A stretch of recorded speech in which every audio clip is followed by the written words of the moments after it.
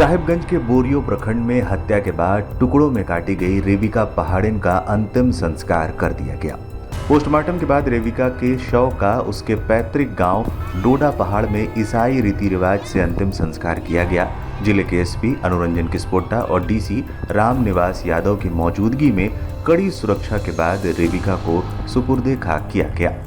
Police ने मामले में अब तक 10 लोगों को गिरफ्तार कर जेल भेज दिया है। कहा जा रहा है कि पारिवारिक विवाद में सुपारी देकर दिलदार की मां मरियम खातून ने रेबिका पहाड़िन का कत्ल करवाया था।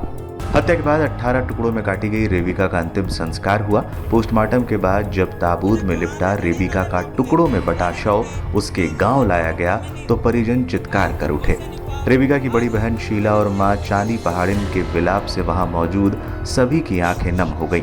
एसपी अनुरंजन किस्पोट्टा और डीसी रामनिवास यादव सहित कई वरीय अधिकारियों की मौजूदगी में ईसाई रीति रिवाज से रेबिका का अंतिम संस्कार किया गया। जब ताबूत में बंद रेबिका का शव डोडा पहाड़ स्थित उसके घर पहुंचा तो महिलाओं को संभालना मुश्किल हो रहा था।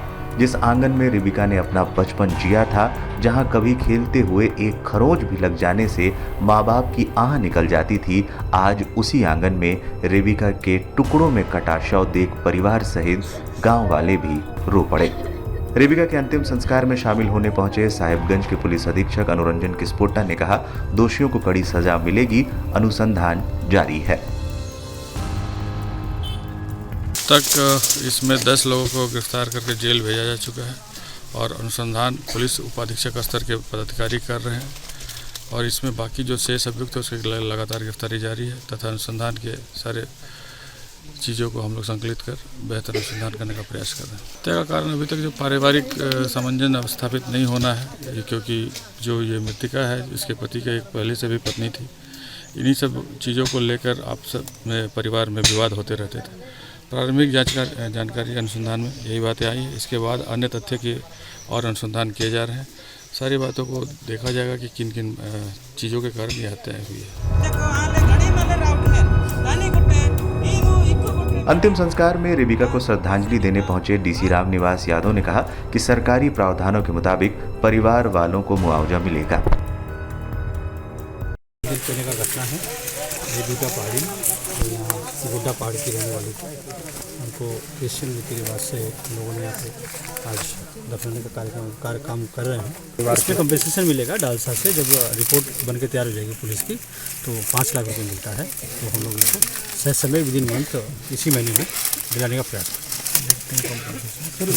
विक्टिम कंपेंसेशन एक्ट है सर, उसके लिए क्या व्यवस्था की जाएगी? बच्ची का भी है उसमें, जो विक्टिम कंपेंसेशन के साथ में जो भी बच्ची या कोई भी उनका लड़का या जो भी है उनके रिहेबिलिटेशन के लिए भी उसमें प्रोविजन है। We will do that also. गौरतलब है कि बोरियो प्रखंड के पुआल पंचायत अंतर्गत गोड़ा पहाड़ में रहने वाली आदिम पहाड़िया जनजाति समुदाय की लड़की रेबिका पहाड़िन की निर्मम हत्या कर दी गई।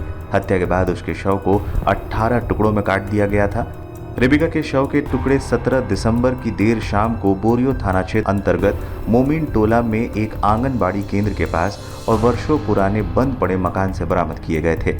एसपी अनुरंजन किस्पोट्टा की अध्यक्षता में बनी एसआईटी हत्याकांड की जांच कर रही है। पुलिस ने रेबिका के पति दिलदार अंसारी सहित 10 आरोपियों को गिरफ्तार कर जेल भेज दिया है। एक अन्य आरोपी मैनुल हक की गिरफ्तारी नहीं हुई है, वो फरार है। बता दें, शादीशुदा दिलदार ने रेबिका से दूसरी शादी की थी। इस शादी से दिलदार के घर वाले नाखुश थे। यही हत्या की वजह बताई जा रही है।